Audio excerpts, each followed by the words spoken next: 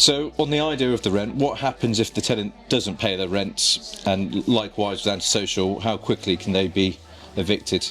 So at the moment, under the current market conditions we have, you have a couple of ways you can evict for rent arrears. There's what's called a mandatory ground and there's what's called a discretionary ground. Ideally, before you go in for court, you always want a mandatory ground rather than discretionary ground. So at the moment, ground 8, which is for arrears, provides for a period of at least 2 months worth of arrears at the point of the service of the notice. And then there has to be, in order to get the order, 2 months at least at the point of the hearing date. Under the new regime from 1st of May, that 2 months has gone out to 3 months, so you need at least 3 months worth of arrears before you can rely on the mandatory ground. And then you would then be able to serve a 4-week notice rather than at the moment a 2-week notice. So for that bit on the rent arrears, if you were looking at evicting under that ground, you would have at least 4 months worth of arrears, unfortunately, if you're relying on that mandatory ground. Okay. There are also discretionary grounds that you can rely on, but my advice with all landlords would be to, if you can, rely on a mandatory ground, not a discretionary ground. The discretionary grounds, when you go before a judge, it's up to the judge whether they order that possession.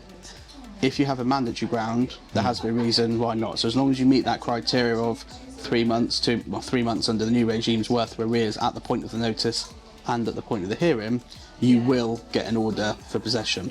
Whereas if you rely on the discretionary grounds, you won't have that. Okay. So you would, in those notices for rent arrears, probably be looking to put in all of the grounds, so 8, 10 and 11 is the ones which I commonly see for rent arrears, and that way you cover a full basis. Okay.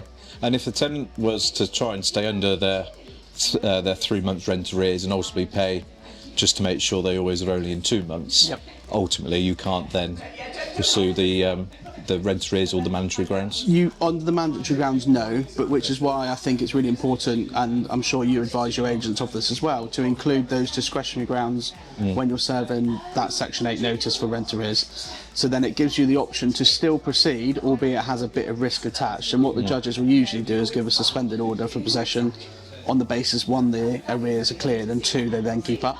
Okay. So at that point, if you had a suspended order for possession, you would be able to then reapply to the court to say, look, they've breached the condition of the suspended possession order, please can we have a possession order. So that way, as long as you can show basically they haven't paid rent when they're meant to for a period of time, which you'd be able to show given you got to that point anyway, you would then be able to serve and then apply to the court.